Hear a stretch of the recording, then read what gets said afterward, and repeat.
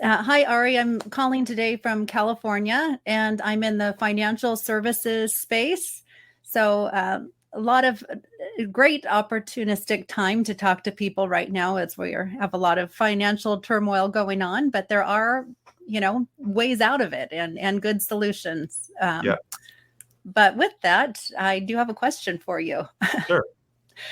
My question today has to do, I was just listening to the previous guest that you had, where he was talking a little bit, you had recommended to leave the qualification out of the process when you get in front of them. So I do get a lot of inbound leads. Okay. And while you can try to pre-qualify as much as you can prior to them joining you, Sure.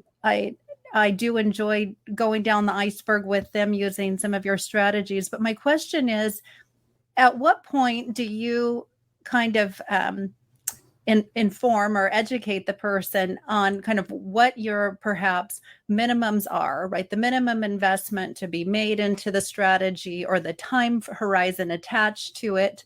Sure. So you want to be respectful and get to build that trust, but also, when is the appropriate time to introduce that information?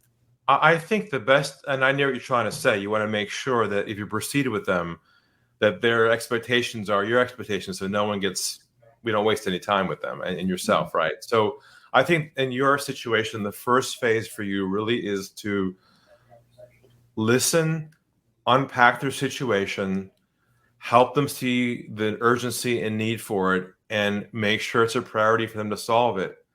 Mm-hmm. Then what you do is you say, before I proceed with walking through my process let me just let you know in advance mm-hmm. that X, Y, and Z, are you comfortable and do you fit within that frame? Because if you so, then I'll walk you through what I have.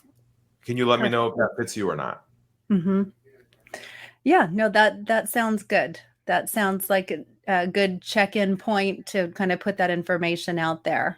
If I may, I saw that you've been asked this question before in one of your past episodes, but since it's October, we're close to that, I'm not sure when this will air, if you could just talk a little bit about ghosting again and the best way to handle that when someone is very interested and ready to proceed. Perhaps they already have the proposal, and then, unfortunately, other priorities may come up in their life. What's the best way to stay in touch in those situations? Well, I think you, in a way, answered your own question, what we just said to me in terms of the word priority.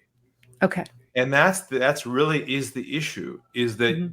you have to re-engage them around the notion of, is their problem still a priority for them to solve or not? Mm-hmm. So typically when most people follow up with people, they follow up around the solution. And they say, oh, did you want to move forward with what we talked about?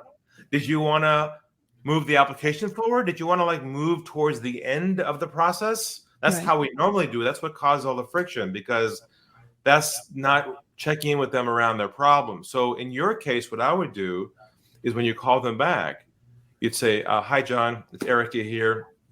Hope you're doing well. And here's how you bridge over. I've been thinking about our conversation. And they go, oh, wow, thinking about me. And I was just wanting to see if it was still a priority for you to address the issues that you mentioned to me around concerns around your cash flow, having a margin of safety in your portfolio to preserve what you built and to make sure that your taxes aren't impacted long term. I just want to make sure that was still a priority for you to sort of address once and for all. Is that still important for you to work on that? Mm-hmm. Yeah, that makes a lot of sense. Making it about them again, just as we did in the first meeting. It's always got to be anchored around the problem-centric only, not solution-centric. They have to, on their own, say, you know what, it is actually, and I've been so busy with other things, I have a chance to work on this. But yeah, let's get this thing going again. So if you stick with the problem, mm-hmm. you're bulletproof. If you start shifting over to, ooh, did you want to move forward towards a sale? You're in trouble. Right. Perfect. Well, thank you.